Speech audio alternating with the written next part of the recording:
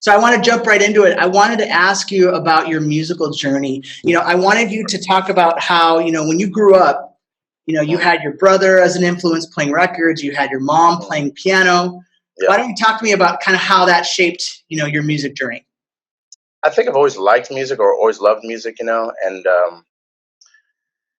but back in those days, it was just like you'd listen to the radio all the time, and it was a lot of AM radio too, and they would just play the hits, and I really grew up kind of my formative years in the '80s, so I mean, we think about that period of time and how many great artists, how many great songs you just hear on the radio, like back to back. It could be Prince, Michael Jackson, Madonna, Stevie Wonder, like whatever, all this stuff, and it was just like everywhere. And my mom was very into like classical and jazz, and she'd always play piano, and I'd get her to play stuff. I'd be play whatever piece, and she'd play it. And then my brother was listening to records, and he was like into heavy metal, and we would go to concerts. And when you have an older brother, you just kind of like tag along with whatever he's doing, and you're into whatever he's doing.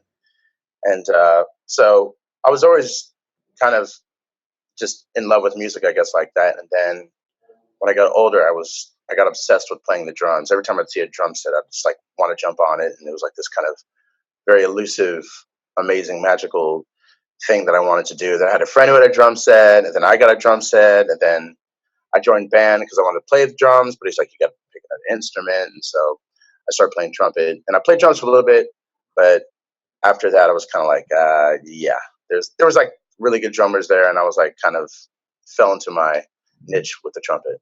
So I had read that you originally started being a trumpet player to get the girls. Is that true? I wouldn't Or at say least that. to be in a band, you had said that was like a nice, Yeah, I mean, it was. Yeah, it was something that I kind of.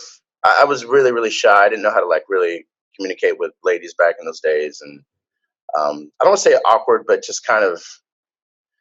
There's a certain kind of way you have to talk to a girl, especially like when you're in junior high. Or you don't know nobody knows what they're doing. It's kind of like you're fumbling around, figuring out who you are as a person. And the first band I played in with, we play like clubs. We're in high school, so they have to give us like a wristband, so make sure that we didn't drink like 18 and I guess 18 and over clubs, but we were younger than that. And so I think the first show I remember we played at this club in Oakland.